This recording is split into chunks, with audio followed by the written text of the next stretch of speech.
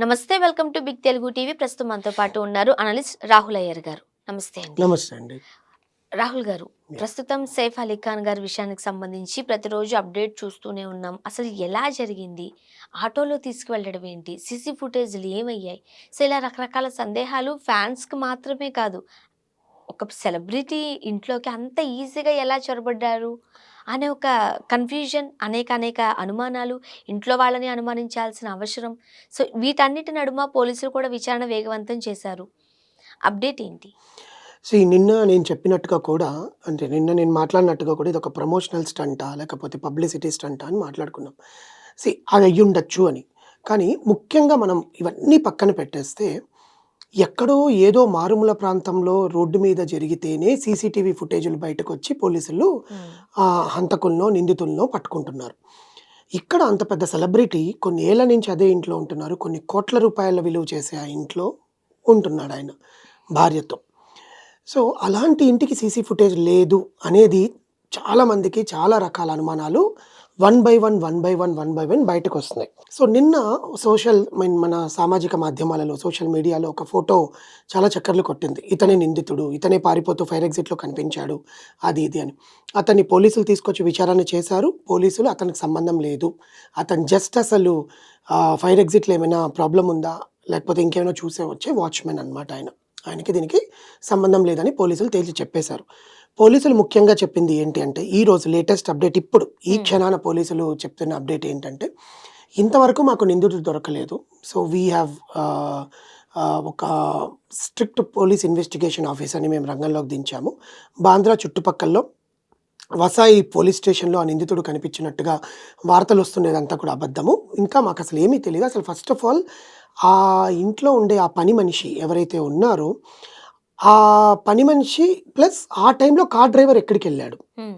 కాదు, ఇప్పుడు ఒక సెల్ ఫోన్ కొంటూ ఉంటుండగా ఒకరిని చూసారు. సో, ఫుటేజ్ అక్కడ దొరికింది. రైల్వే స్టేషన్‌లో ఒక వ్యక్తి దొరికారు.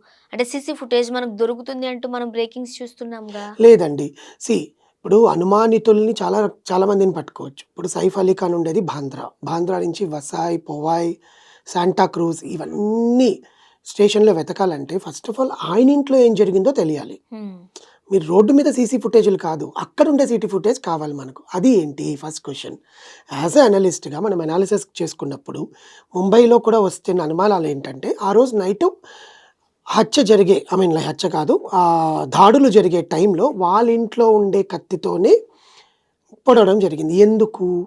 అనేది ఫస్ట్ ప్రైమరీ ఇన్వెస్టిగేషన్‌లో తేలిందేందంటే, ఎవరైతే పిల్లల్ని చూసుకునే ఆయా ఉంటుందో, ఆ ఆయా బాయ్ ఫ్రెండ్ ఆర్ ఆయా ఉంచుకున్నతనో, లేకపోతే సంబంధించినతనో, ఇష్టపడినతనో Saif Ali Khan driver. Okay. Okay. ఆ డ్రైవరు ఆ టైంలో లోపలున్నాడు. హుహు. ఇప్పుడు పాయింట్ టు పాయింట్ కట్ చేసుకుందాం. ఫస్ట్ వీళ్ళు పుట్టించిన కథనం ఆర్ చెప్పిన కథనం ఏంటంటే, పిల్లల రూమ్‌లో జరిగిన దాడుల్లో సైఫ్ అలీ ఖాన్‌ని పొడి చేసి దుండగుడు పారిపోయాడు. దొంగతనమే కారణం. దొంగతనానికొచ్చిన ఒక దొంగ. హ్మ్. దొంగ ఎట్లా వస్తాడు మెట్లెక్కి? సరే మెట్లెక్కి వచ్చాడనుకుందాం. ఏ దారిలో వస్తాడు? అంత పెద్ద సెలబ్రిటీస్ ఉన్న దానికి ఒక్క సెక్యూరిటీ గార్డ్ లేడా?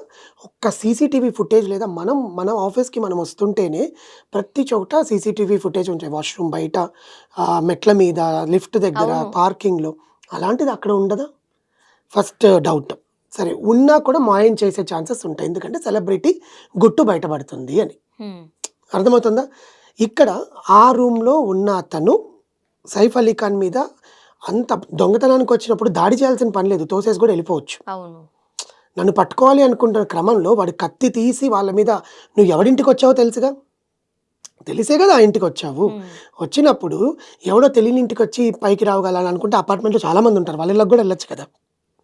డైరెక్ట్‌గా నీ ఇంటికే వచ్చాడు అంటే నువ్వెవరో తెలుసు. నీ ఇంటికొచ్చి నీ మీద కత్తితో దాడి చేశాడు అంటే something is mystery.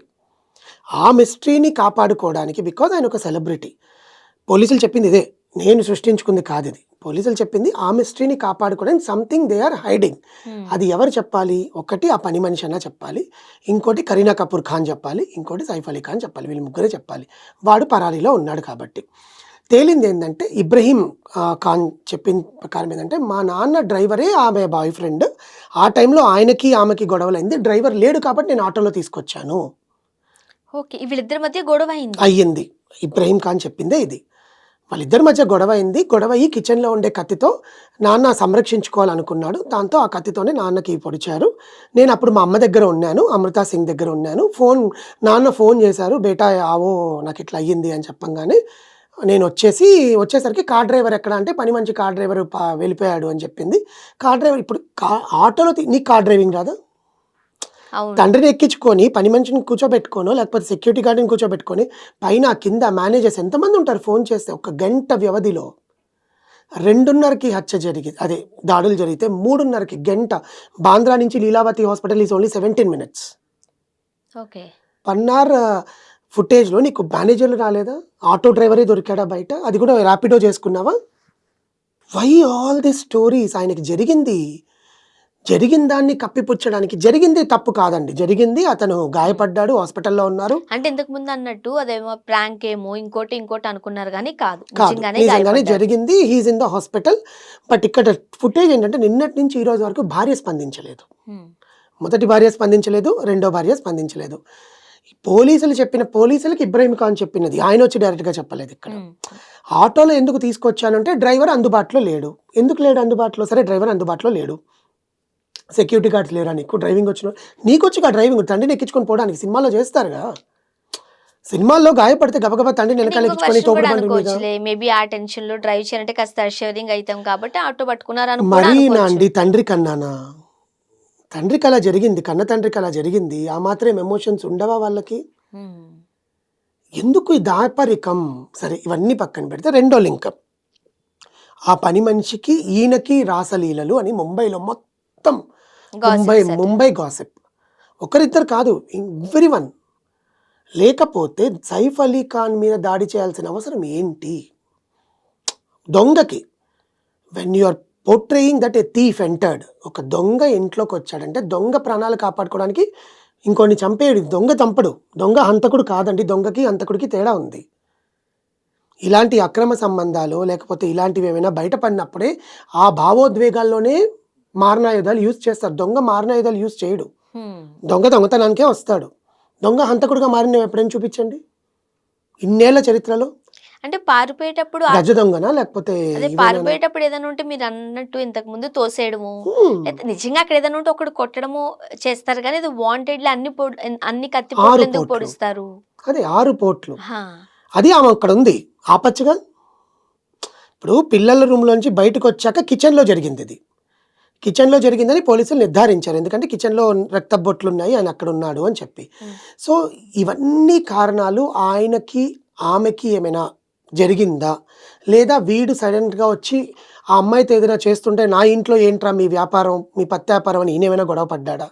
Kareena Kapoor Khan ఆ టైంలో పార్టీలో ఉందంట. ఈయనకి జరిగిన 1 అవర్‌కి కరీనా కపూర్‌కి తెలిసిందంట. సో, ఇయన్నీ కూడా పోలీసులు ఇప్పటి వరకు విడుదల చేసింది. ఇవన్నీ పక్కన పెడితే ఆయన హెల్త్ బులెటిన్ మాత్రం ఇంతవరకు హాస్పిటల్ వాళ్ళు గానీ, పోలీసులు గానీ చెప్పట్లేదండి. అసలిది ఎంతవరకు ఎక్కడికి దారి తీస్తుంది? అసలు సెలబ్రిటీలకే ఇలా జరుగుతోందా? లేకపోతే సెలబ్రిటీలు కాబట్టి బయటకొచ్చి ఇలా జరుగుతోందా అనేది వేచి చూద్దాం. Thank you so much.